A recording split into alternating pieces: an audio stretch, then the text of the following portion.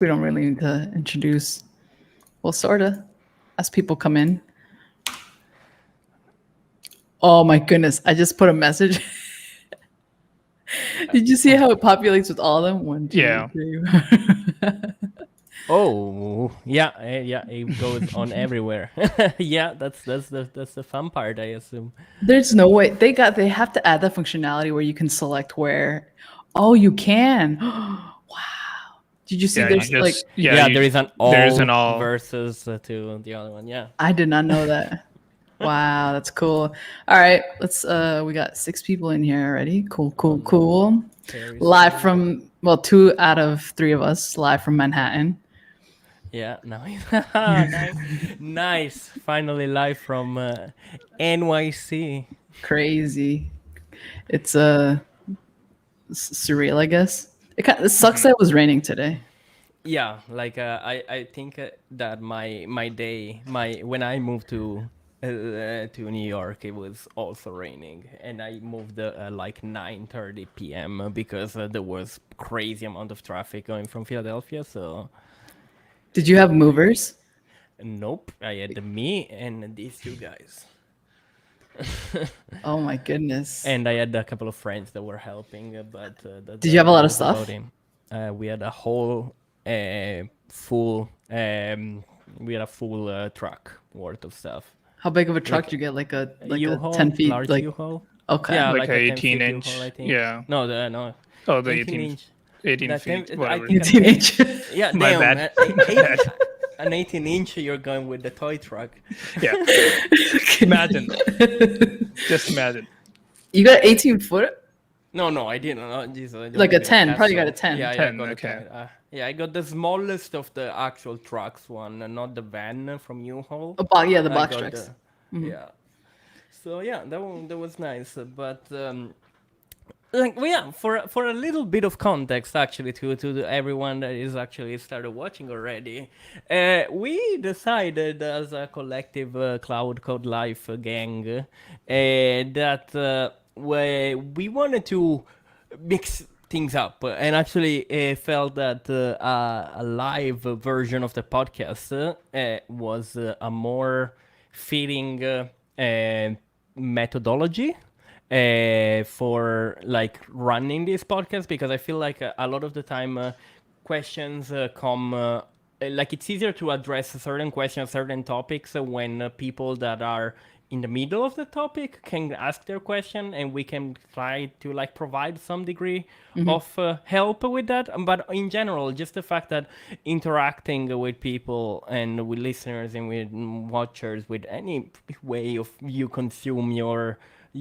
podcast, I feel like we felt is a more engaging and more easy and more direct way to help folks, and also for us it's a little bit more relaxed. Like there is a lot of work in doing a podcast. So let's Oh start gosh, with yeah.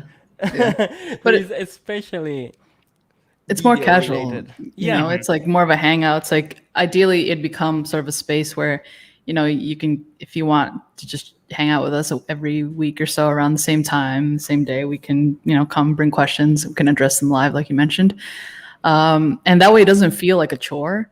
'Cause, like, that's the thing that like we were all talking about. It's like we do this cloud stuff for work, and then do we really want to like log off our work computers, laptops, whatever, and then Good. do the same exact thing? Like, Yeah. so we're trying to like have a good balance there. So here we are.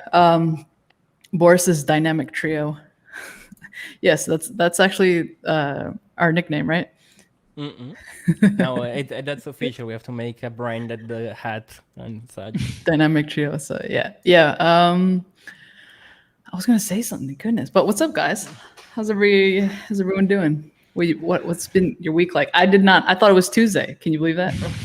My Tuesday has been spent in Rhode Island, and I went because my wife has completely random like she doesn't have PTO because she works in a hospital, and so she has a predetermined vacation for the next year.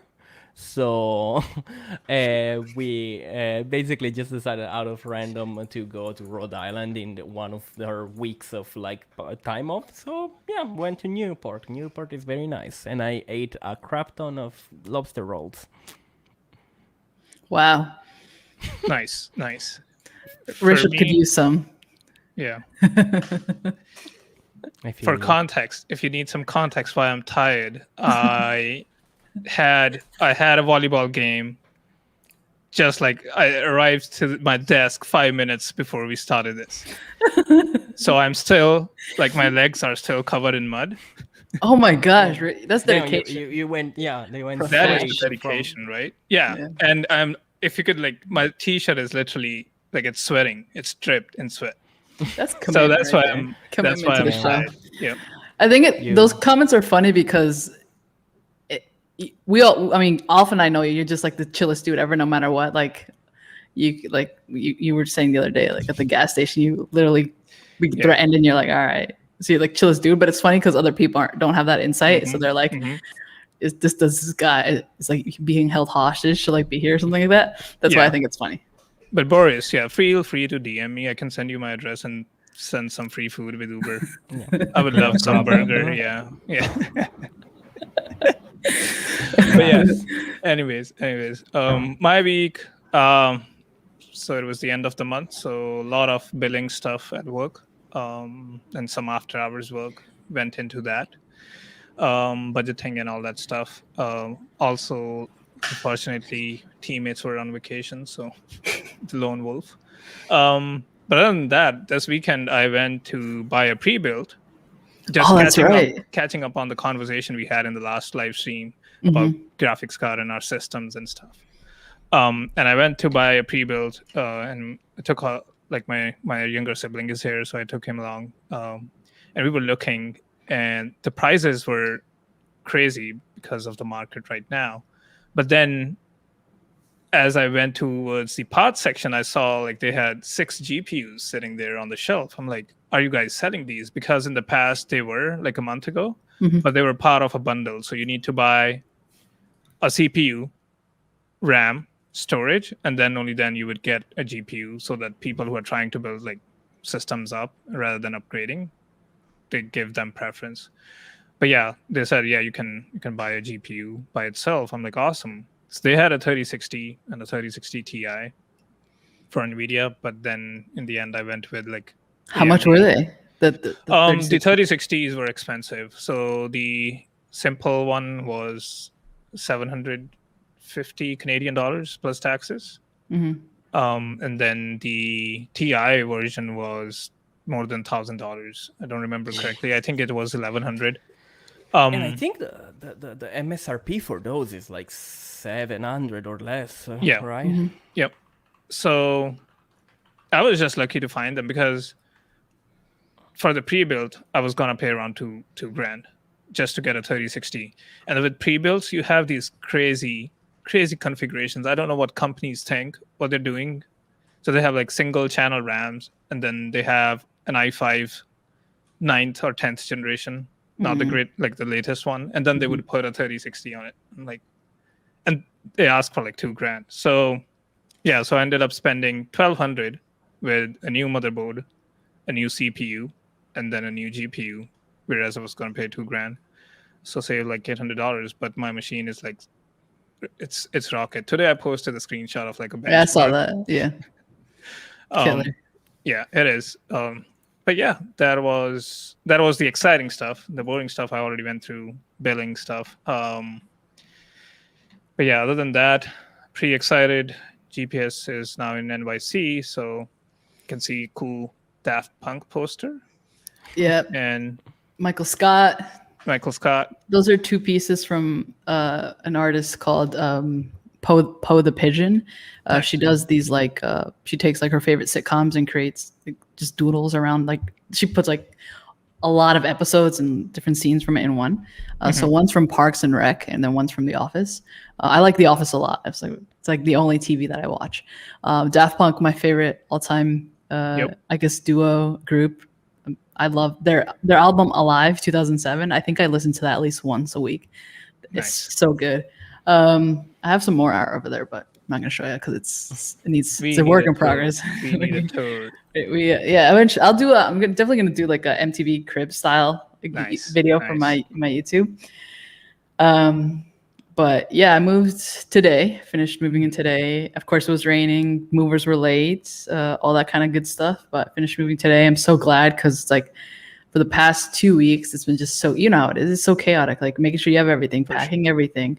Oh, what do you need to buy? And no matter what, now that I'm like unpacking everything, I've realized that I just forgot so many things that I need. So like tomorrow I have to go out to the grocery store and then the pharmacy and all that kind of stuff. But I'm just glad it's over, so I can just have a restful night and hopefully start building a routine and that kind of stuff. So yeah, I'm very excited. Alf lives like, I don't know, what are you, like a 20-minute walk or something?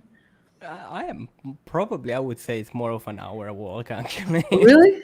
Yeah, You're because you're on like 80th. I'm on 90th, like all the way up, and Yeah, I'm on yeah, the yeah. east side. You're like at the other side. Okay, so you're like a 20-minute bike ride. That's what I meant. Yeah, Nice. bike ride totally. Like I have been actually pretty like there is the queue. If you manage to get to the queue, which is everywhere basically, you get to my like apartment basically. You drop off in 4 blocks from my apartment. So but the thing about New York, if anything, is that there is so much routine that you can build, like so many routines, because everything is so close and so accessible wherever you are. Yeah. Like I'm so excited for, because me and GPS sign up for a soccer league recently. Starts So in 2 weeks, right? it starts Or in like 2 weeks. or like 10 days, So, something like that. yeah, like in 10 days, like on the 12th, next Sunday. It's a Sunday Nice. league. Get some and, TikToks out of it's time I haven't been playing soccer in so long, and now it's finally time. You have to train as well, because I am kind of out of shape. Not Yeah. gonna lie. That COVID shape. Ominous even before COVID. So it's okay. That's- Yeah, Yeah, but that's our week. I do see a new hat from GPS. I got 2 new hats. I got this one and then I got a little penguin one, Nice. but it's like somewhere Is over the there. penguin one representing Linux? Yeah, because I got it when didn't Linux turn like 30 or something like Yep, that a yep, couple yep. days ago. So yeah, I got it in honor of that. It doesn't necessarily look like Tux, but you know, we'll just say it is because it's like a more like an emoji version. Yeah, I got these from there's this brand called Dad Okay. Brand apparel, and it's all like dad hats. They literally have a dad hat with a dad hat on this thing. It's like so meta, but Gotta check it out. yeah. that is risky. Here's a comment about like the days all become one working remote. Well, that's why I'm like so keen to build a routine here that doesn't have me be in my apartment the entire time, which is also why I wanted to move as soon as I could, because I can still work out of the office, the Times Square office, which is a couple of blocks from here. So my goal is to eventually spend a couple of days there and kind of have like, I guess, quote unquote normal, like not necessarily normal 9 to 5, but like I'll spend the day there, work there, get the majority of my work done, then come back and help establish a little bit more of a work-life balance versus just all the time at this desk here. And then build some routines around that too. Like maybe we'll like practice regularly with Alf for footy and just that kind of stuff, right? So Nice. yeah. One thing about remote work, and in this situation is like I chose it because my company is based in Philadelphia, but I am in New York, so I am 100% remote forever. And one thing I am realizing is that there are a lot of perks of remote. For example, like I wouldn't have been able to to have a dog, like if I wasn't remote, because especially I got a puppy, like I got an 8 weeks old puppy, and it's like such an important time of their life to be spending with like parents and such, that is like impossible if you are not home 24/7 basically. And so that's a big part of like the benefits, but definitely I'm starting to see that given that like I work in my laptop in my living room the day, and then I come here and do cloud Everything stuff else. or like everything else in my office. So there is not really the separation where I can like cut out and then like do something unless I actually have a routine, as in okay, I can go out and like do train and or I can go out and do something consistent. Like now I'm starting doing some board game nights with my friends every so often. I started my collection. Look, I don't want to go into the board games because I'm spending way too much money. But oh well.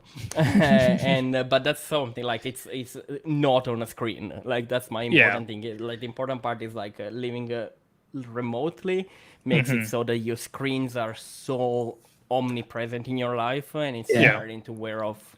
Like it's starting to become a little bit annoying at this point. Yeah, and I think we discussed this in some episode, but like that is the struggle that I had, or I still have, with working remote is, and given that I'm in like I have a smaller place here, and this goes for like my girlfriend too, that it's really hard to like have that separation. So right now too, like because I have my setup so accessible for work too, that sometimes I'll be working like at 8 p.m. or 9 p.m. And this goes for her too, because a Teams message pops up or a new email comes in, and you are like, I'm sitting at my desk. Why not like check it out? So I think having that routine, and that's why I'll also like answer April's question. Yeah, I'm really into competitive sports because like that gets me out in the field. So I've been playing almost for 3 years until like COVID came last year. So finally we were able to go back into the league that I'm playing soccer and volleyball, but soccer got canceled after like 4 matches, which sucks. Jeez. But yeah, because they were like 7 versus 7, I think, whereas volleyball is less players on the field and a lot less contact because you're different side of the nets, whereas soccer is more you're in more contact sport, with the other team. And I think there was some kind of like spread too, like COVID spread. Someone tested positive and stuff like that. But no, I think having a routine and like just getting away from the screen like really helps, gets that blood flowing. Yeah, absolutely. It's also so like for me, it's so easy to get distracted here. Well, not one. I wouldn't say necessarily here, but I mean just like at my desk, because I'll have my work laptop, I'm working on it, and then if I want to take a break, it's so easy to just like launch Turn FIFA on TV, or like do turn something on on my PS4, PS5. literally turn anything on. It's just like there. Whereas like when I was going to an office, years ago, like I didn't have that. I just had my work laptop then. I didn't have anything installed on that, right? So, but that's more of like me. I wouldn't say that's necessarily like a work from home thing. It's just like a discipline thing. Yeah. But yeah, I'm looking forward to a hybrid strategy. I know that's not like a very popular opinion, but I'm just glad it's like available to people who do actually want to do it. Yeah. I feel like right now I would go for a hybrid, but where most is remote, like 2 days in the office or even less, like once per week in an office or even in a co-working space instead of an office.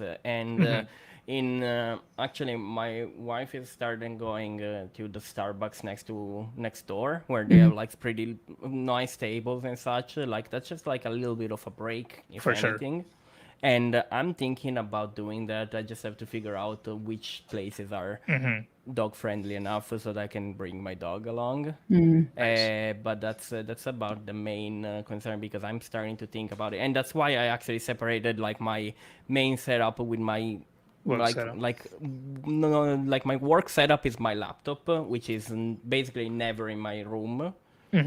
Because so I know that like around 5 something I finish my text and such. I'm just gonna leave my computer in the living room, and then I can go in my room where I have my PlayStation, my actual gaming, like work, like my personal computer, and do stuff there. So there is that separation as in physical, only because I have an actual office in my house. So not everyone can actually get to do that.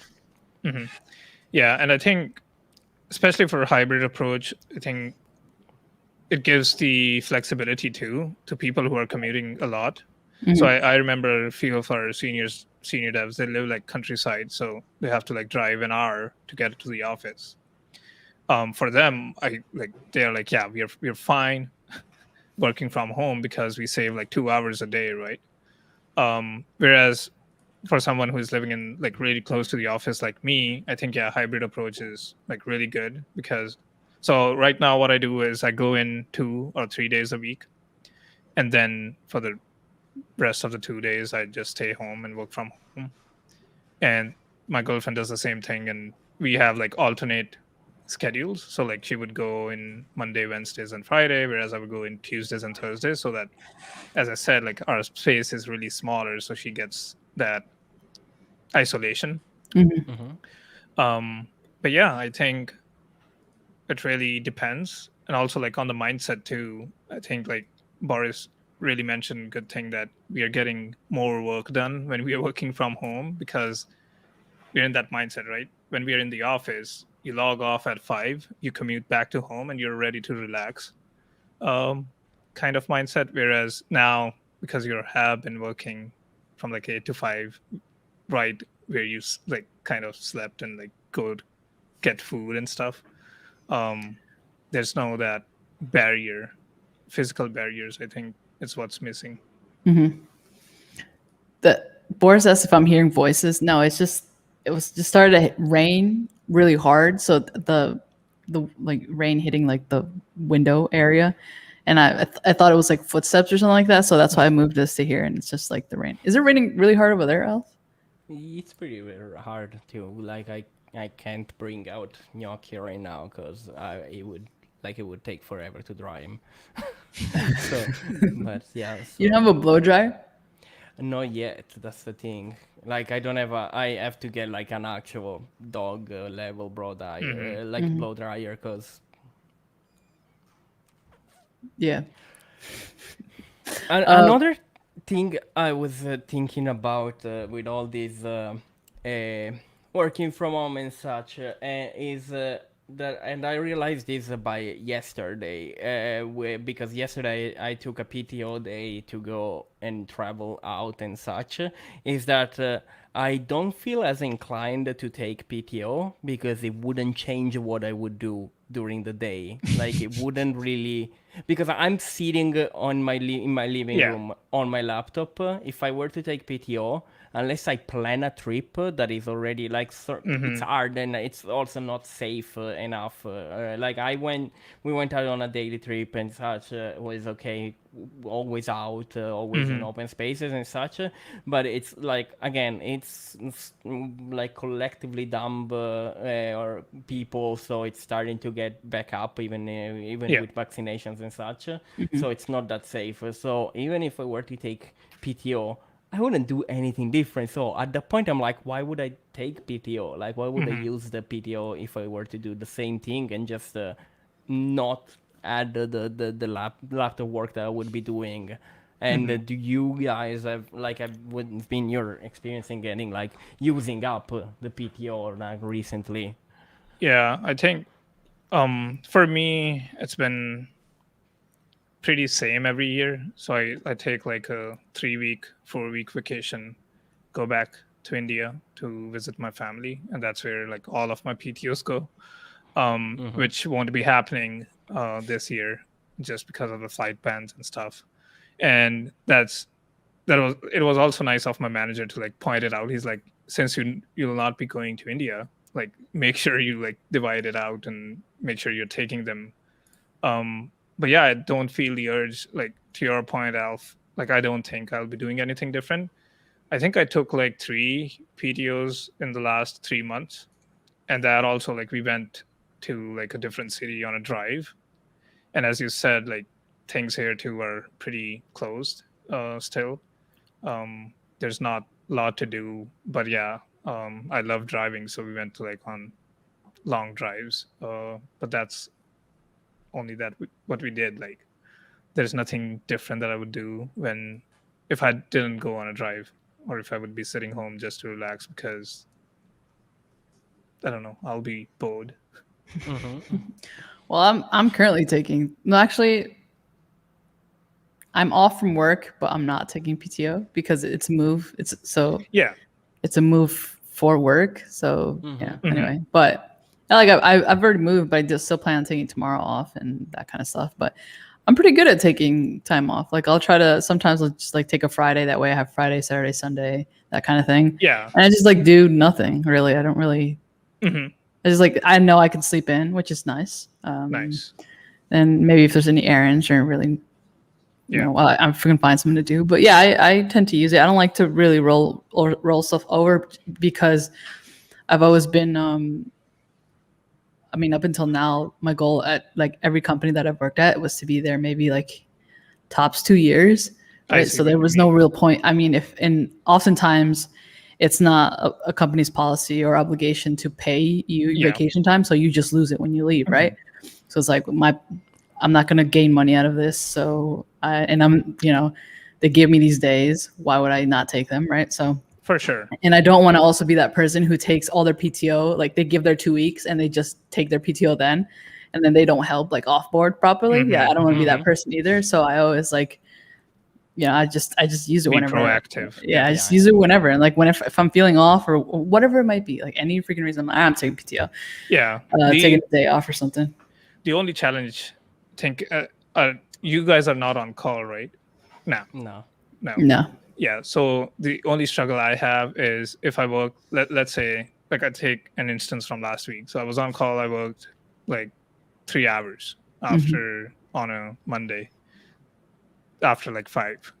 And most of the times what I do is on Friday afternoon, I would take off. So like I'll only work till 12 and then I will be off for the rest of the day because I worked those 3 hours before, right?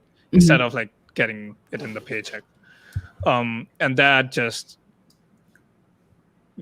like that's why I don't take PTOs, because I have that kind of leftovers from working on call. But yeah, no, I think I should take more days off. That's what like my mom tells me every time. She's like, because you have this vacation time, you should take it off and like only plan like 2 weeks or 3 weeks to come back to India. But yeah, to Boris's question, yep. We like the company policy right now is 100% remote. But yeah, I still like to go in 2 days in a week. The main purpose is VPN doesn't give me like best speeds. And sometimes I have these huge SQL reports that would time out. So I go into the office and run those, and that I have scheduled them like only for Tuesdays and Thursdays. But yeah. I used to, so my cloud engineer gig, I would do pretty much like 3 days there. And this is pre-COVID. This is like maybe like 2018. I used to do 3 days there and then 2 days off. And typically I would be like maybe, Mondays, Wednesdays, Fridays in office. And then the other days, Tuesdays and Thursdays at home. And I actually really enjoyed going to the office because there was free snacks. There was free, what's freaking the water with it's like soda, but without, seltzer, yes. So like soda water. Yeah. That, there was ping pong, there was video games. It was great. And then I got along with my colleagues too. So like if I needed a break and a friend needed like to take a break too, like we would play ping pong. I got really good at ping pong then. But I also got like a significant amount of work done because my colleagues were like super accessible, and like my boss was always excited to see what I was working on. So if I needed help, he'd be like, yeah, let's just go into the conference room, which had like a massive screen, and we could just like work on something directly there. Like the remote work is like, it's cool and everything like that, but like figuring something out in person with like whiteboard and like key screen there with like someone there, it's like, it's a feeling that was unmatched to me. So that was cool. And then obviously now like, I just want to like meet more people. And the cool thing about the office here in Times Square is like, it's not just people in engineering, it's like every single field, like department. So, sales people and marketing people and all that kind of stuff. Just like, people who work at Microsoft who are based here, use that office. So that's be exciting. Just like meet new people in the company, that kind of stuff. Yeah. I kind of thrive on just like that kind of energy too. So it's like, it kind of like reminds you of like, oh, like what you do work for, or I guess a sense of purpose to an extent, right? Because it's so easy to feel like you're alone and isolated, and like, yeah, you have a massive sure. team, but like without like physically seeing it, it's kind of like it's just easy to forget that kind of stuff. So yeah. That brings like a lot of nostalgia. I remember, and this was still when I was in help desk role, so tech support, and I was trying to get into cloud and learn cloud. And I think it would have been so difficult because the way I like grasp stuff. Like I remember like senior solutions architect would like sit with me 1 hour and explain like the entire solution that they built in cloud, which was just amazing because you're just asking them questions right when they're trying to explain, and they would have a whiteboard and a screen. So that was really good. And also like we had ping pong, and like we got super competitive at it, and we would like, and then it grew on like the entire team. So we would do doubles and we would do tournaments. So each day you would like, you have to pick a team for a week. So let's say I pick my like colleague, let's say X, and then you have to be in that team for the entire week, and then you would face different teams, and whichever one loses, like they are out of the league, and whichever one sticks till the end would win. And then we would get like pizza or stuff on Fridays, whoever is the winner. But yeah, no, those were really like fun times. I think I really missed that physical contact, as you said, and especially like I remember as soon as I would go into the office at 8 a.m., the first thing I did, and most of my coworkers did, was get coffee in the kitchen. And we would like just stand while our coffee brews, and we would like just have a small talk about how our day was yesterday and what are we up to this day. It was not like a formal stand-up, but still it was nice to like catch up on stuff. And the most I miss is I was also part of this like social committee we had, and we would like organize events for each month, and these would be like outdoor events, so like outside, like board games or escape rooms, or we could do a volleyball match or a softball match, and then a soccer match. So things like that is what I really miss, because that just like brings you closer to who your coworkers are, right? You bring a good point, and like the big reason why from like sysadmin and then I get promoted to cloud engineer was because after 5 o'clock I would stick around, and oftentimes I started sticking around because I noticed that my boss would stick around, and also the CEO would stick around, and some of the senior engineers. And I was like, oh, maybe I could like steal some of their time, and they'd be willing to like show me stuff, or I could just like hang out and watch them do it. I'm not saying that you should work overtime or anything like that. I'm just saying that that's what worked for me. And it was like, fun, right? Because we did it because it was fun for us. Yeah, and it was also like, I feel like there was something about that after hour switch, like it hit 5 o'clock, and people were a lot more like more casual about it. It was just like, we're just like talking tech or anything or stuff like that, right? So like I was able to like watch these people like, you know, work on things that I wanted to learn about, but I was also like sort of like gaining rapport with like the CEO, and then sometimes I'd play like ping pong matches against him, right? And I've sort of like got on their good side that way. So that kind of makes me think like it was so important for me to be in office when I was getting started, because that opportunity would not have happened if it was like a remote thing. And I'm curious to see what that looks like now, right? With people going into like their first jobs in a remote environment, because I've done like remote onboarding now with at a Cloud Guru and now at Microsoft, but they're not like my first steps into cloud, right? So I had been already familiar and familiar with working at a tech job and stuff like that. And you know, I know my way around the technology, and I could at this point I can pretty much learn whatever I needed to learn, right? But back then it was like, no, I just needed to like expose myself as much as I could to these people who have the knowledge that I need, and also, you know, make connections and that kind of stuff, right? It totally would have been a different story if it was remote, especially because I was not familiar with all these online communities and stuff too. Like I would only do like the help desk stuff, and then also if I'm working on some kind of project, it would be just like on my PC. That's it. Like I won't post about it anywhere, talk to my friends about it. No, because I didn't know there would be so many people who would be interested to see that I'm trying to learn that. And I think that was the only exposure I had, is my like coworkers and the questions I had to ask them kind of build that knowledge in me, I think it would have been totally different. But yeah, it would be nice to see like how difficult, I don't want to say difficult, but how different it would be. Different, yeah. Different now. It would be now. Yeah. Before we dive into this other topic that I want to bring up, Boris wants to know what would be the language absolutely required to have for DevOps positions? It's coming. Python. YAML. Yeah. YAML's not really a language, but yeah. So I guess if you're familiar with Python and Shell, like scripting, those are the two that really would be. And so I have a reason now, and this is like a long asked question, and I'd say people that it doesn't matter, but then I like reevaluated, and I'm. Are you gonna make a video? Yeah, and I'm probably gonna make a video. But Python is my answer because let's say you don't know programming at all, like me, and I picked Python because it's so easy to get started and learn. Mm-hmm. And also, most of the time in DevOps, if you're scripting anything that's not YAML, like CI/CD pipelines and stuff like that, if it's not YAML, most of the time, if it's like personal scripts, it'll be Python. Like that's what I have seen in most of the companies. And that's what it's also easy to grab. But I think if you don't know what to pick, pick Python, and like don't think too much about it. Just pick Python. Just do it. Just go pick Python and then don't ask again. Just kidding. But also Python's well supported by literally every cloud platform out there has an SDK and that you can work with Python. So yeah, do it. All right. So what I want to talk about this week, well, I want, you know me, I like to rant. I rant with Rishabh all the time. It's like, this is so, so Tech Twitter pisses me off, I think, every single week.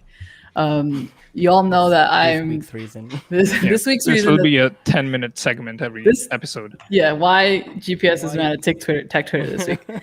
So there was actually a couple of discussions this week. The college degree one came up again. I don't know if you all saw it, but that was like freaking popular again. It happens like maybe, I feel like every month.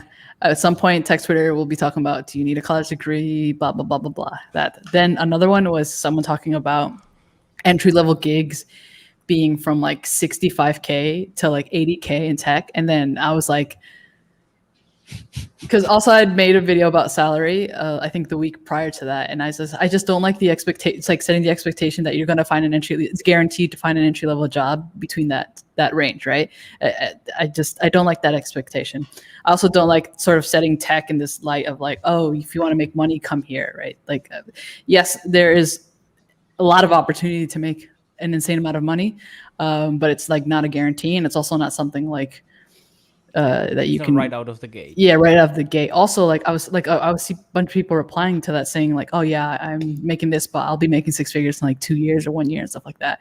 And then I quote tweeted it, and then I tweeted like, "Oh, it took me 6 years just this year to get 6 figures." Granted, I was like at 90K last year, and then prior to that 78K, so it's like not necessarily 6 figures but close. But it was, I don't know, I think we have to be so careful when we talk about money, because it's like everything runs on it, right? But it's also it's like, I don't want you to come in here and then realize like, oh, it's not as quick as people were telling me to do that, right? So those are my two issues with TikTok. I also have this issue with people tweeting, I found this amazing thing, blah blah blah blah blah, and then they don't provide the link to that amazing thing in the original tweet. They make a thread. That way they get engagement to their own profile, and the actual resource that is the amazing thing that you're tweeting about is in the next link. Like, if you want to tweet out something, if you want to tweet out something that's amazing, if you want something amazing, then go and make that, and then that like, I'm done with these like curators and things like that. Go out and make a resource that's valuable, and then share that out. Stop using other people for your own clout. Yeah. All right, I'm done. I'm out of here. But I'm gonna follow up on that, because it defies the entire purpose of. So in our case, it defies the entire purpose of why GPS built it, right? Exactly. We didn't do a huge marketing thing. We didn't. We didn't. That's why I'm so. It's like it pisses me off. And the repo. I'm just gonna say the repo itself wasn't ready at all. No. It was just a README, and we were trying to curate resources. And GPS said, let's make this public because we are gonna think this through too much. Yeah, Let's we're gonna overthink it. Yeah. Yeah, and we did it, and we didn't tweet about it. We didn't do anything until next day when we realized like it already hit 500 or something stars, and people are loving it. And that's when we like started putting more effort into it. Yeah. And the purpose was never getting just like more followers or more engagement on our Twitter accounts. Yeah. Also, The purpose of it was to help people get into cloud. yeah, or just learn. Like the other thing that I didn't like was like the expectation thing, which I hate people who use these buzzwords for How to be. Yeah, and I think it says, oh, this repo teaches you how to become a cloud engineer, a cloud/DevOps engineer in 6 months. And then I messaged Rishabh right away. I'm like, I'm upset because I don't like people, especially with it being research that we created, and like anything that I attach my name onto, it has like a clear and proper purpose. I'm not trying to like make money off anybody or like try to sell you my course or my boot camp or something like that, right? So this person tweets it out like that, right? And I'm just like, that's not right. So I tweet back. That's one thing about me. At this point, I'm like, I'm gonna call you out on things. So I tell this person like, look, I appreciate you sharing this, but I don't like the fact that you said how to become a cloud/DevOps. First of all, those things are different, but engineer in 6 months. If you go into the repo and you click the top, which I don't even know if this person did, that you click the top, the title literally says there, learn the fundamentals of cloud in 6 months, right? It says it there, right? So it's like, you didn't even do your research. You just knew that this was going to give you a huge engagement. And it did. Like this person gained like a lot of followers. Oh yeah. All that kind of stuff. And it like, I don't necessarily care about that. I'm just like, if you're going to do that by like building things to actually provide value and not just like exactly like because you have other people. Such a huge audience now. And the fundamentals thing is like the key point. We mentioned that in the repo's name itself, and also like the first thing, the heading itself says learn cloud computing fundamentals. It's not gonna make you a cloud engineer. It might, but that's totally up to you. It's with any size platform, you have a responsibility and to be true to who you are. If who you are is truly to be a fraud or to just gain numbers for whatever reason, then okay, then I guess you're being true to yourself. But like, don't you ever dare try to use stuff that I've built or like Rishabh or like Alpha's built for your own favor, because you're gonna get called out on that, right? This person later on corrected themselves and they DM'd me and they're like, hey, sorry about it. I'm like, oh, cool, but I'm hoping like moving forward they'll like second guess at least. I hope so, but if not, it's like, I don't know. Twitter, man. Tech Twitter. And I feel like Twitter's like the worst of them. I think LinkedIn is more like certifications, like, oh, look, I passed this Udemy course or something like that, right? Yeah. It's not as I don't think it's as bad as it. Yeah, LinkedIn is just like a void shell. And that's about it. There's no substance to anything that is on Twitter, on LinkedIn. At least Twitter, like there is like you can wade to the trash, and sometimes you find some good stuff. But LinkedIn is just devoid of any meaning, basically. That's my take on LinkedIn. Like after learning how to use LinkedIn to network and such in a business school, I just like can't help but like see everything that is on LinkedIn. It's just like everyone tooting their own horn for no reason other than anything, and like all these posts about I interviewed this person, she arrived late and she was in distress and she was worried, and I said, don't worry, I hired her on the spot because like all of that kind of bullshit. I'm like, oh no, I can't. I and then you get like 17,000 likes and people just saying great post. Like the guy who like cut his salary to increase everybody's salary. I see that post every week. Why? That's my like. Why do I see it on my feed every week? Yes. I think he posted it once. I don't know if he posted like multiple times, but from the look of the post, like it's the exact same every week. Yeah. It comes up in my feed every week. I don't know, like LinkedIn, figure your stuff out. Someone asked, oh yeah, you responded to get into DevOps kind of thing. Yeah, I provided the roadmap that I built last year. or 7 months ago. Oh, cool. And this is specifically just DevOps, but yeah, feel free. I'm also going to link the repo itself. That'll like give you a good idea of like what cloud is, and also some basics that might be helpful in like getting into DevOps. And then it also goes into the DevOps in like phase 4. So like do the 6-month thing with cloud repo, and then you can focus on like pick your niche in DevOps, because it's really broad. So like, as I say, I'm a DevOps engineer, but I don't deal with Kubernetes at all. So it might be totally different based on like company you're looking at, positions you're looking at, and what interests you. Like containers, that right now they don't interest me, so I'm not learning those, but definitely in the future. But yeah, DevOps is so vast as well. Like you can like specialize in like one area of DevOps as well. So like keep that in mind too. Do we want to talk about certs? I feel like that's like we talk about that all the time. Yeah, I'm just gonna answer this specific one because I think I have gone down that rabbit hole of getting all of them. King of certs. Don't do that. Just kidding.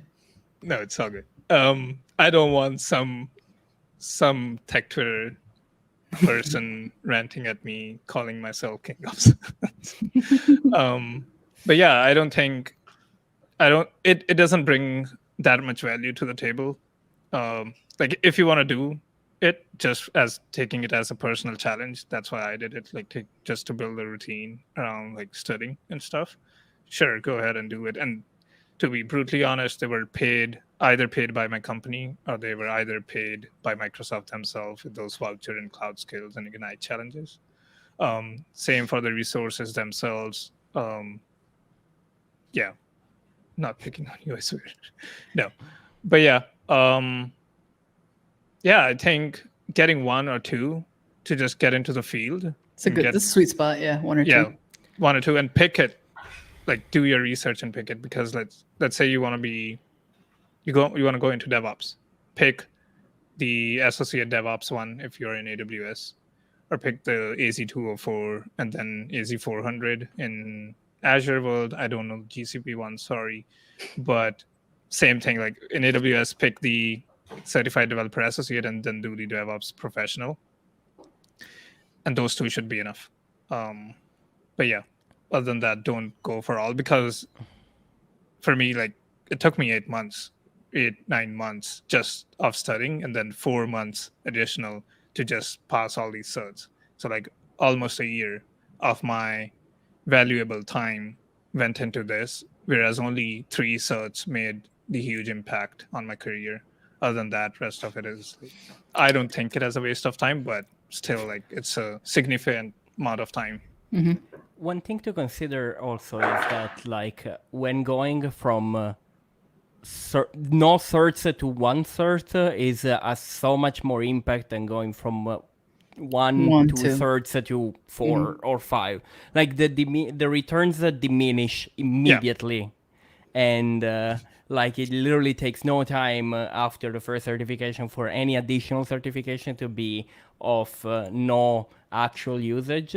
And there again, I think we discussed this a bunch of times, but like most cloud providers use the certification for their partner programs, so that like if a company is a consulting company in the cloud space, so for AWS or Azure, you need to have a certain amount of people that work at the company that need to be certified to meet a certain like certification standard, and like being a part of a partner program. But otherwise it doesn't really, it's not like it can be like a definition of like validating your skills, but it doesn't necessarily validate your skill to an employer. It's like as mentioned a lot of times, I always consider them as personal validation more than employer validation. There's some certification I didn't even put on my resume anymore because it just like doesn't add anything to my personal to my person. Definitely. It's so you can share on LinkedIn. Oh yeah, I can definitely. There's the FOMO part too, right here, which we have an entire podcast on, but like I felt this way last year because there were so many people due to I think it was due to COVID, but so many people doing certifications, and I would see like people taking 3, 4, even 12, all 13 of AWS certs in like 6 weeks, 8 weeks, 10 weeks kind of thing. And that was like, I'm like, if they can do it, I can do it too. But I felt like I was missing out because I need to get certified. So yeah, stay away from the formal. How many total AWS certifications are there? I want to 12. make 13, 12? Well, Or yeah, if you don't count the Alexa Alexa one. Alexa And what's one has what's been- the average price of them? Like 150, 200? It's actually a higher. Average because would be most of them- 175. Yeah, most of them are 300. Most of them are 300. So the there are only specialty- 3 that are 150, one that is 75, and the other are 300 or 350. Oh It's my. 100 for cloud practitioner. Yeah, under 75. I don't know. All right, which one, let's but say 175 average by 12. That's $2,100 in, And you got to count the resources too, right? well, not counting resources, just you're paying out certifications. That is like a semester at community college or something like that. You know, That's a pre-built. that is a freaking 3090. You can buy the computer that you use to learn the stuff just Exactly. to get certified on And the you stuff can that you could defi- learn on on a You computer. could run a small SaaS on freaking AWS with Oh, that, like a definitely. serverless Oh. SaaS a year with that. That's a good one. Yeah. Yeah, that's and also like again, there is a better use of your money, like because your money is like I mean, I'm not trashing on certification. I'm trashing on certification for the sake of improving your career, like your resume, like as a resume stuffer. But your certification, if it's used for a purpose, like you are a person working in a specific field, you're like a security specialist and you want to take the AWS security specialty, that's totally fine and very, very smart. Definitely. It's hard as hell as a certification. That one and the networking one are two of the hardest one. Yeah. Go for it. Like it's totally within the reason to want it to be certified in a very specialized field. But if it's just I never had a position in dev, like I never had a development position, and I have 12 certification in AWS, like maybe I don't know. Yeah. And it's also a good thing if you're trying to step into something. So let's take Antonio's example, where if you're trying to get into like cloud security kind of thing, and you're already in, like, you're a cloud engineer, maybe you want to like focus on cloud security and get a role in that position, I think, yeah, you can go ahead and do like just one that is the AWS I don't know what specialty one, and then similarly in Azure it has its own, and that should be enough to just get your foot into it. And then there are definitely ample of other certificates that would pop up if you type in security and just like Google it. But yeah, don't waste a lot of your time just on certs. And also I don't find it, like, even after doing all these, I got the AI 900,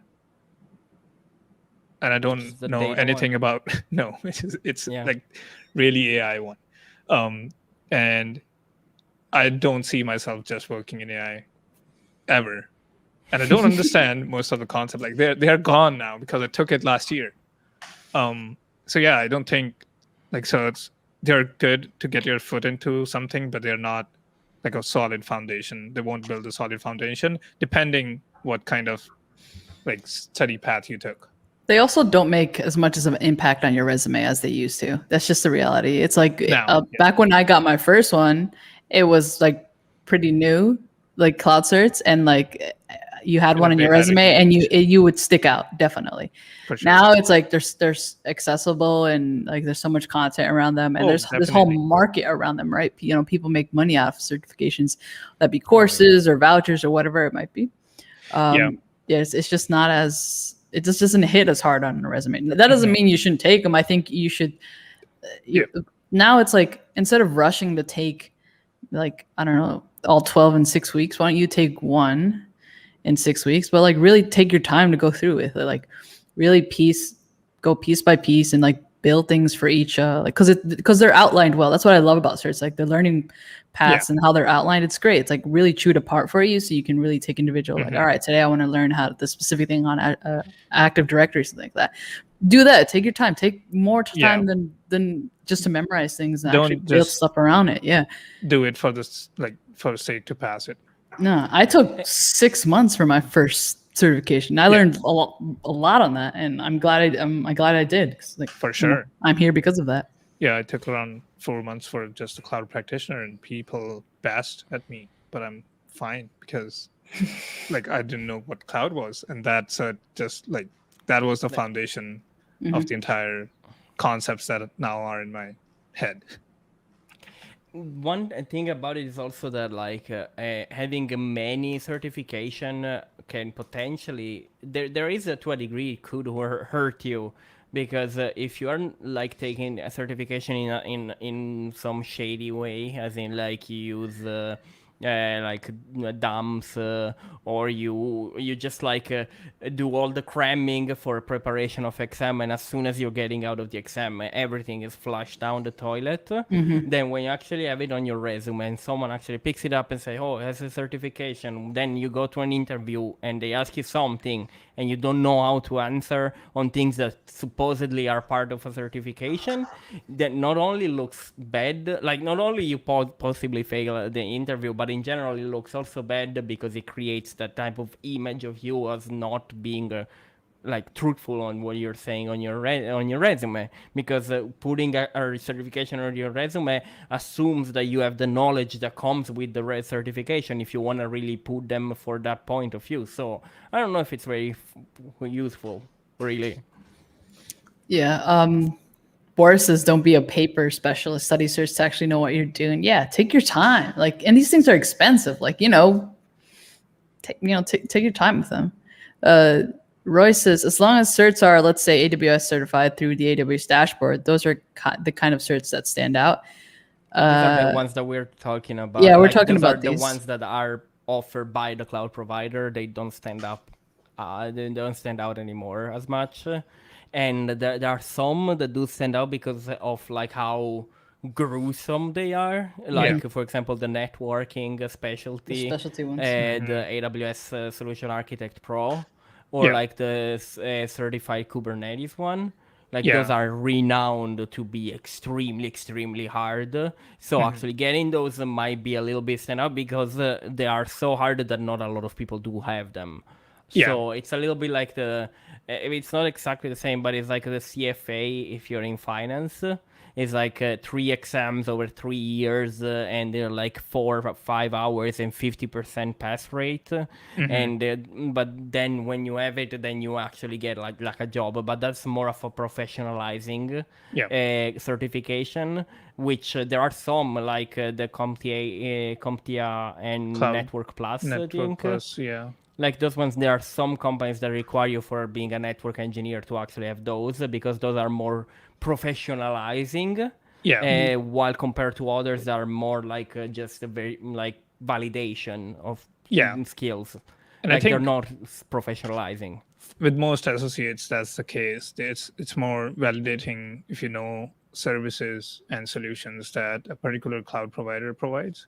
Whereas when you go to like not only like with AWS, I also found this with Azure. Like I was studying for AZ400, I think. And you need to know stuff. Like you need to know how to implement solution to get your app delivered. This was the DevOps specific one. You can't just like study, or you can't just take a course and pass it. You need to know like it inside out, like how apps perform, how web apps work, how they are delivered, and all those other industry norms that we have for DevOps and best practices kind of stuff. And that's the case with like AWS Pro certs too. It's also like, I wish the cloud ones, and I don't know if like this is where they're headed to, but like would take the approach that the Linux Foundation certifications, like the Red Hat certifications, where it's lab based, where in order to pass, you have to do like actual inside of the server, like exercises there, and you have to perform tasks in there. Those would make it way more, not that they're not useful now, but like you can't do like exam dumps. Fake your way through it. Like Yeah. you have to know what you're doing, right? And I think like that would be like fantastic. But there's a way for you to do that sort of now. It's like, take the certification, take the outline, and each thing it tells you to know how to actually do. Look up how to do it. Look up a tutorial. Look up a documentation. Look up how you do, and then use those things to build projects for your resume. And then you can, of course, put the certification on your resume, but you also have these projects, and that's what's going to help you stick out. It's not just a certification on its own. Yeah. Also, like someone on my YouTube commented, because when I first failed the Linux certification that I took earlier this year, I remember saying at the end of that video, I said something like, I only really consider myself a failure if I ever use things like exam dumps, right? And I wasn't being like, making the most out of like the opportunity to take a certification. And then this person said like, why? I don't really see what's the issue with using exam dumps. And I said, well, they kind of just reinforce this, like you memorize and then you answer, and that's kind of it. There's no like real authentic learning there. And then this person like continued to argue like, no, I don't think that's the truth. Like, I think it's on like the own person to sort of, if they memorize or not, and that kind of thing. And then I mean, the fact that exam dumps exist, maybe it's the issue is the actual exam and stuff like that. I'm like, that's fine. You can think that's true, but the reality is like exam dumps, the nature of exam dumps is like question, answer, question, answer, question, answer. There's some of them may have explanations or stuff like that, but it's like, it's just question, answer, memorize. Like that's, you can't, that's like the mechanism. Like you can't argue that. That's it's the same point that you say, like still in the SAT or any of the standardized tests. There's no like any. It's just a bulk memorization for a lot of like things, and it doesn't test your. You're not getting tested on your actual knowledge of the underlying concept, but you're just tested on getting good at like how to cancel questions or how to remove answers or how to narrow down the possibilities and such. That is a test on how good you are at taking tests. It's not a test on like making sure that you have knowledge. The problem with this type of exams is that the way that they are written, it lends itself very well to a style of that, but the questions are actually not as direct as you have to answer question, and a lot of the time it's more about scenario-based questions. And so those ones, they test you on like if you know how services interact with each other. But if you already saw the question, then it just again goes back to about taking a test. So the exam dumps are just reducing the value of the certification for everyone, because again, if you go on an interview and you answer, they ask you a question, if you study with exam dumps, you don't know the answer. You're not There's no way that you know the answer. No.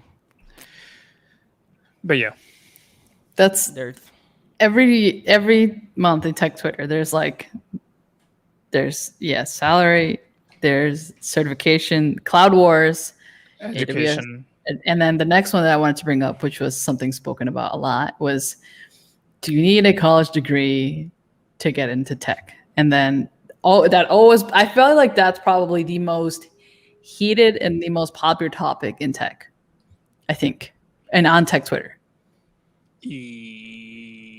Not only on, like, I have seen some Reddit posts too. So yeah. I've never looked at the subreddits or anything like that, because if tech Twitter is terrible, I can't imagine. Imagine what people Reddit are more transparent on Reddit. Yeah, because it's like anonymous in a way, exactly. Right? There's no profile. I mean, there is, but it's not as important as like profile on Twitter, right? So yeah, that conversation is, for context, Al has a degree. Rishabh has an associate, a diploma, two-year diploma. 2-year diploma thing, yeah. So basically, like an equivalent on associate in America. Okay. Associate, and then I don't have anything. So we have sort of like a nice mix here of 3 sort of levels of education. Wait, Alf, do you have a master's? I have a master's degree in finance. Okay, he has a master's. So we have sort of a nice little mix here of educational background. We're, in terms of cloud computing, I think we're all self-taught though. We're all we learn through software. Like for me, it's entirely in software. Like I did. Yeah, because you majored in to code entirely. Okay, so yeah, there we go. So degrees, we've stated them, and then in terms of our work in tech, it's all been self-taught through either like Udemy courses or documentation or YouTube videos, stuff like that, right? That pretty much that's like our education. And I think that's the reality for most people who are come into the field. It's like maybe the degree helps you land a job. But once you get into the job, all the learning is done. Like we're all self-taught once we're in there, right? That kind of thing. Right. So do you need to get into the field? What do you guys think? There's this question here. Does having a bachelor's in computer science with cloud certs make it easy to get into the field? We had this conversation again in another episode of the podcast about how if you actually had the opportunity and the means and like the financial like stability of like going, especially if like this is a very North American like approach because college is extremely expensive. So it's easier in Europe to do that because it's like very non-expensive, and it's easier in other parts of the world because it's not expensive. But if you have the financial means and if you are like out of high school and such, and you can go to college without putting yourself in like a lifetime of debt, then it's worth, like, it makes it easier because schools have programs to work with companies, like they have career fairs, they have like internship programs. There's so much networking that a school can give you that is not about the what you learn in class. What you learn in class is maybe 30% of a college degree. Yeah. Everything else is like the opportunities that are around college degree, meeting people, interacting with companies, networking, facilities, discounts on like things like, I don't know, hackathons, like all, for example, GitHub education package. You have GitHub Pro and a crap load of like free educational content online. That's useful, but it's not the only thing that is gonna make you get in the field. You have to be actually a pretty solid person yourself. Like you have to actually put yourself through the learning process, and that learning process technically you can do it on your own. So if you have the possibility, yes. If you have the opportunity, yes. It's not the only thing that is gonna give you a degree. Yeah, an entry to the field. Yep. Yeah, I think. No, those are some really, really good points. And again, like it gives you like a lot of experiences in those 3-4 years. And also the exposure, the resources that you get at a university and the kind of structure you get is totally different when you're on your own trying to figure out stuff. So for that part, if you totally like, money is not an issue. And if it's affordable, sure, go for it. But I don't know. I'm on the other side of the fence where I say it's not important still, and that's because I'm biased because I was able to get into the field without a degree. I think that's why I'm saying that, because I don't want to waste 30 grand, 20 grand, or I don't want to have someone waste 30, 20 grand on a college degree when there is enough resources available to get into the field itself, and people have done it. So there's like not a requirement.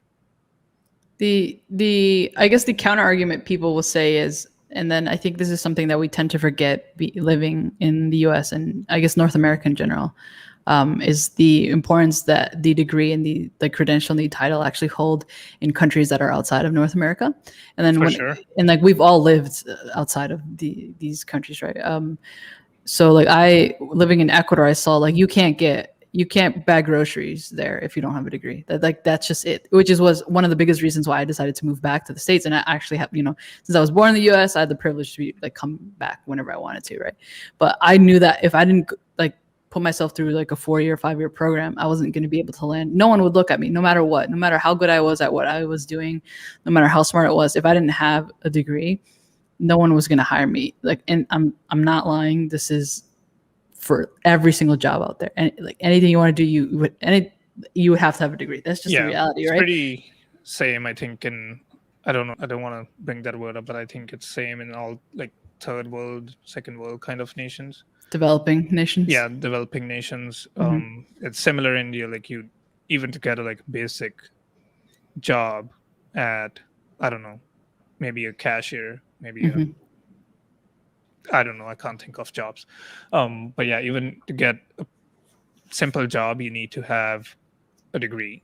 It could be anything, but you need to have a college credential or a university credential Yeah. to be eligible to even apply to that job, and then you get selected. But yeah, I think it's different here in the States. And to be totally honest, I was doing a computer science degree back in India, and I was already like a year in when I dropped out and moved here to Canada.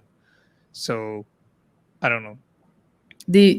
And then we could loop that argument into like, well, people who want to sort of immigrate here, like in order for visa, it helps them to have degrees and stuff like that, just sure. because they sort of try to build their case as to why they want to move here. And then so people will say like, well, if there's no college degree requirement, people who want to get visas and work over here, like they're at a disadvantage. And in my opinion, it's like, well, I don't see why we can't coexist. Why can't the field just be friendly to whoever is willing to educate themselves, however the best model is for them? Like if a traditional school and that kind of way of learning works for you, that should be welcomed, right? Yeah. And if you're more of a self-taught kind of person, that should also be welcomed, right? You shouldn't be For sure. you shouldn't be sort of categorized or think you thought less of because of like what your credentials aren't, right? It is definitely harder. I will say, if you don't have a degree, it is definitely harder, right? People will just look at you like you're just not qualified, right? I think that it is sort of slowly changing and going towards a more accepting way, but it's just like the reality of things that like it's harder, right? But I think we should find like a way of like coexisting. Like it doesn't. The question shouldn't be like, do you need one or not? It should like, oh, you can go either way. Like it'll work either way for you. I think that should be it. Also, like school is just so here in the U.S. It's just so expensive. It's just ridiculous.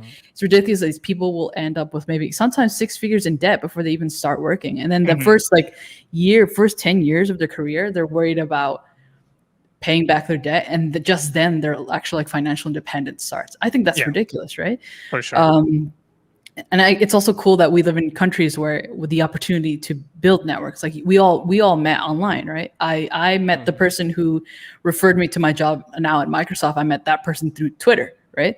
Like we live in an environment that allows us. I don't know. I wouldn't necessarily say that's, I mean, obviously like social media is pretty much you able to use it everywhere in the world with some limitations, of course. So it's like pretty accessible to everyone, but we live in this world where it's like, I can make friends and I can make colleagues and I can build a professional network and stuff like that online. That's also like a huge resource to use. I know Gustavo mentions like building a strong network. That's also a talent and a skill set that you need to be able to sort of nurture, because for sure, it's so easy to sort of sniff out the person who is trying to just network with you because they need to get something out of you, and then the person who's actually trying to just provide like actual value in the rapport that you're establishing, right? So I'd be careful with that term of like networking and such. It's more like just build honest relationships kind of thing.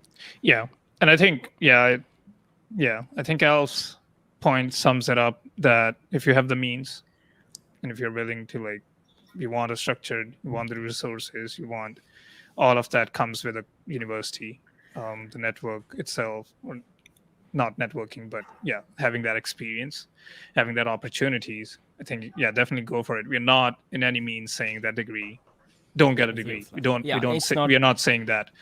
And to be honest, I have been looking at some online schools, and I tweeted, I think last year, that I got into one, but I didn't start it. Like I kind of started doing one subject and then kind of left it off, but I'm still like admitted to that school, so I can start again anytime. But again, and something that Jeremy mentioned is like something I mentioned on Twitter the other day, that most JavaScript and .NET devs are fully self-taught, and that most university colleges don't have any courses or in C++ and Java. That's very true. Very true. Like, that's also true for cloud. Like most of the out of college jobs usually, unless you have a lot of like personal projects that you taught yourself, like things like JavaScript, .NET, and a lot of like frameworks and such. Most college courses are Java based and or C++ a little bit less, but mostly Java based. And a lot of people get out of college and do enterprise programming, which is a field that is it's meh. Like I don't have a personal experience, but I have a lot of friends that graduated from CS degrees, and they got into these larger jobs that like Oracle or like banking and such, doing corporate programming and like enterprise programming, and it's a very dull experience because it's like these very old code bases that don't really like they're not like major innovations, but there's mostly like maintaining, and it's a very dull and very low stake kind of job that a lot of people don't enjoy that much. Versus like the web development is more akin to the like the bootcamp figure, but Yeah. it lacks depth, but it gains in practical stuff that then you can gain depth when like depth of knowledge when you're actually on the position. Yeah, and I think that you brought up a good point that boot camps like have, and that was the focus, and I think that's why they put like web development, because like traditional universities and colleges were missing it, and that's why they're huge now, the boot camps themselves. And I was having this really good discussion with one of my, like, I don't want to say ex professors, but professors, when I think last year, that until this point, like today too, we don't have cloud computing as a subject, in especially here, where like in my region, both in university and in college right now. So my course or my diploma, 2-year diploma, was computer networking and technical support. So a lot of hardware focused, and then also a lot of like Cisco networking kind of focused, and we didn't have anything related to cloud. So I think there's a lot of opportunity there, to like make sure our curriculums are like updated. But since like I think because they have been running these institutes for, I don't know, past 100 of years, it's harder to bring that change into like traditional education. That's my point of view. Yeah. Yeah, and I think it's true because a lot of companies, like a lot of the people that I know that are taking like some courses are like, for example, I know a lot of people from UC Berkeley. And UC Berkeley like spins out like probably among the best like computer science degrees out, like graduates out, because it's like an unforgiving like degree and such.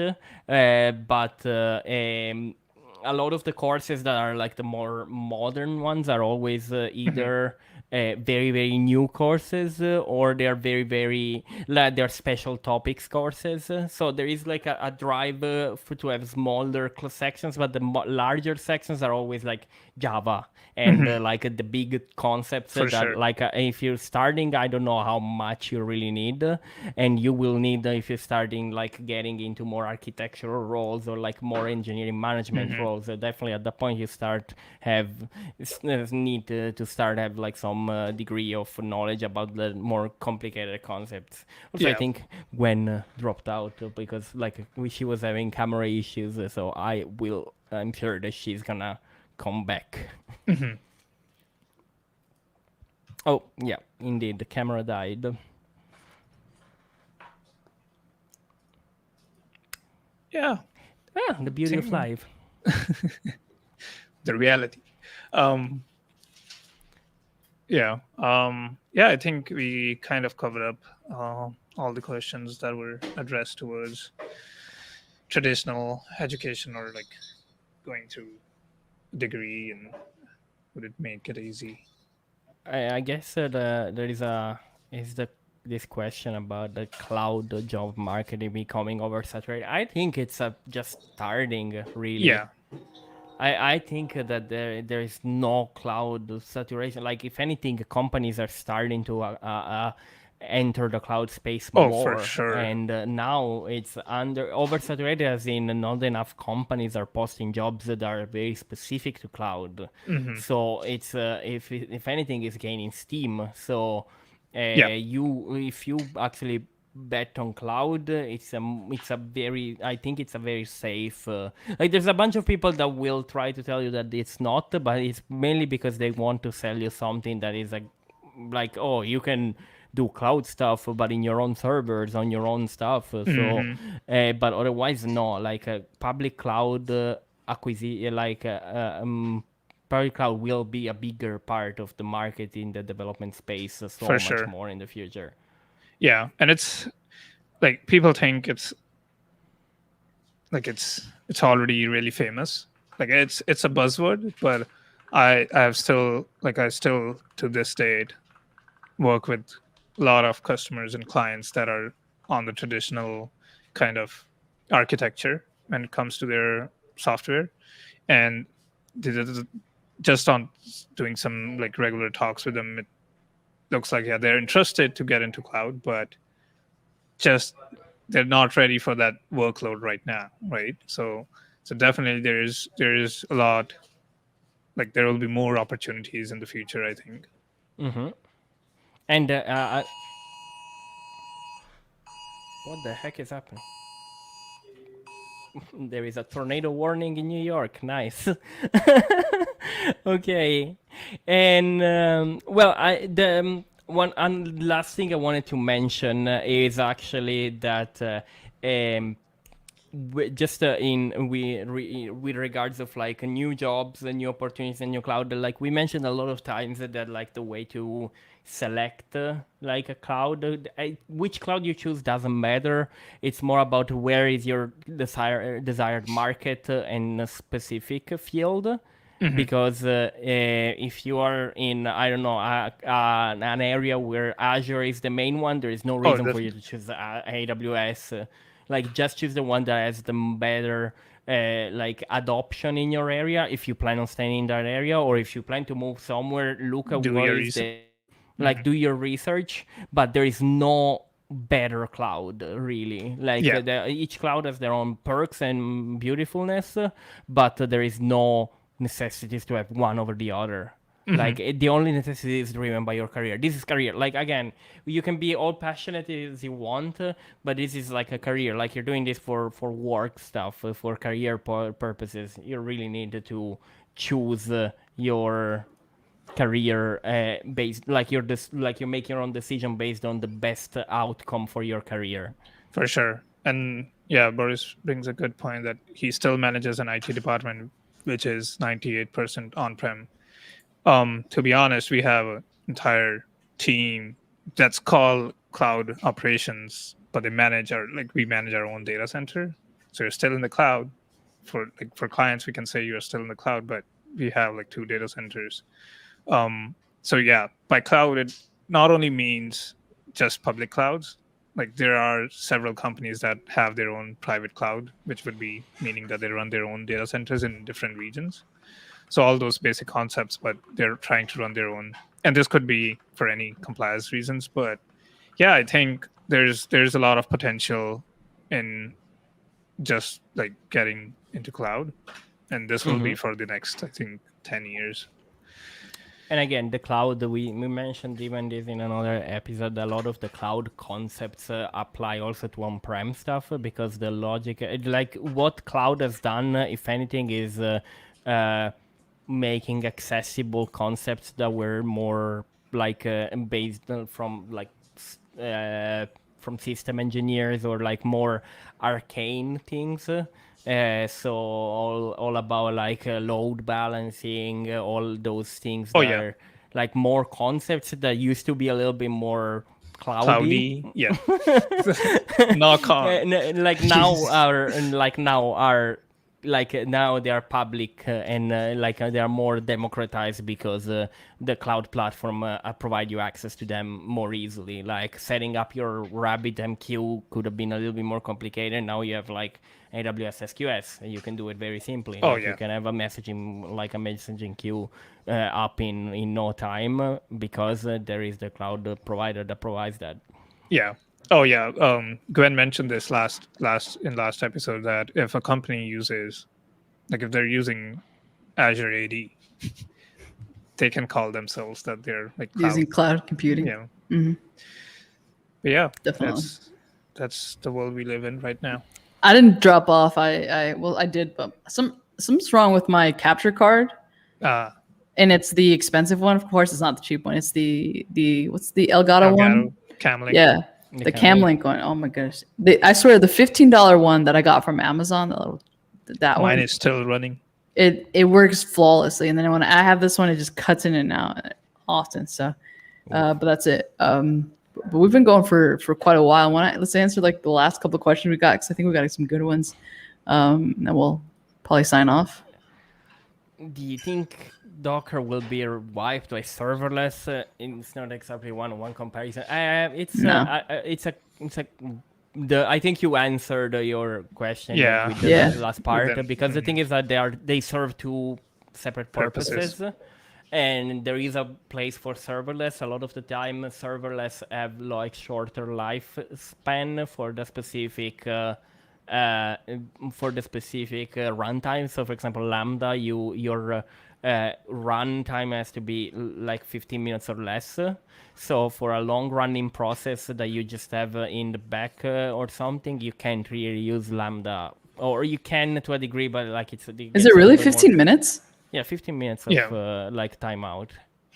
Wow, I think Azure Functions is 10.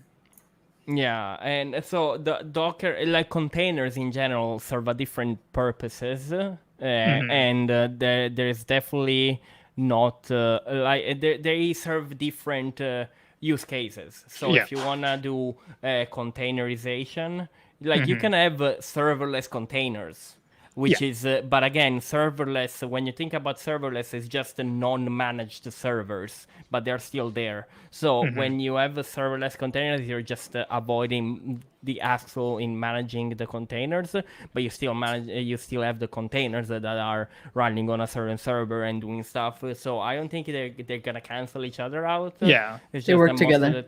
they work together, And that's pretty why well. there are services like AKS and EKS. Which are serverless Kubernetes. Yeah. You know? So otherwise, like the cloud provider themselves could have said use serverless. Serverless is just you don't manage it. That's it. That's literally it. Like any server, like freaking Google Docs is serverless. like all Yeah. that. There, just serverless just means you don't have to manage the thing, right? It's then. Serverless provides the infrastructure without you having to handle it. Exactly. The container provide a runtime without you have provide you the place to run your code without having to handle the bare metal or a Yeah, virtual no- machine. yeah, You no don't have to set up provisioning. IIS or Nginx and stuff like that. So yeah. Yeah, I think we covered them all. Oh, someone mentioned WGU that has a degree in cloud computing. That is actually Yeah. very true. I was looking into that earlier this year, because at some point I'll probably finish my degree. As some people think I'm like anti-degree because I don't have one, but no, I'm like keen to take on the challenge to actually finish my.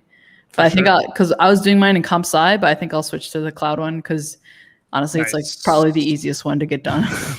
And I think like they have a really good credit system too. Like if Yeah, you yeah, yeah. have a job, certifications account for that. They count. The only- That is so good. Can That you is. imagine? That is so like, and that's how it should be, right? For sure. And they also think that they count it so that like you have a time to complete a course, Yeah. but if you know already something, you can see the Take a test. final early, Yeah, yeah, yeah. and The then exam just directly. count as the exam. Which so is if awesome, you actually right? will go faster on your own pace, you Yeah. don't have to sit through the pace of a Yeah. 6 month, like a 4-month, 5-month course, like Yeah. a quarter or semester course. So it's Because a it- wonderful style of learning and teaching. So I definitely worth looking Yeah. into it. I was looking Because- at it too. In the end, it's like just validating what you have gained over the years, right? So if you have it through experience, yeah, should be that way. But yeah, unfortunately, people from Canada cannot take it. So Even Bill Gates says WGU is the best kept secret. Oh, Boris is doing it now. Awesome. Maybe Nice. I don't know. I might probably not this year. So it's just like a lot Mm-hmm. going on this year. Maybe next year. I'll take a look. Richard, do you want to answer this last question that's specifically directed to you, and then we could wrap it up? Hi, Rishabh. Currently, I'm working as tech support 2.5 years and past. Yep. This month, how can I switch my job? Do I need to learn AWS or Google? Bringing back Antonio's point, I would say, especially when picking up a cloud provider, make sure you do your market research wherever you're looking for jobs. See which one has a better adoption. see the job postings themselves, which cloud provider they mention in those, and then pick your cloud provider. And it looks like you already passed AZ900, and if like Azure has a really good adoption in your region, yeah, stick to that. You don't have to go multi-cloud, another buzzword. The knowledge is transferable. I started in AWS. I am doing Azure, and in the near future, I'll be doing Google Cloud too. Like by doing, I mean, have to support it through my company. So yeah, the knowledge itself will be transferable, but 2.5 years in tech support, I think it gives you a good solid foundation, not only like tech skills, but also like professional or soft skills.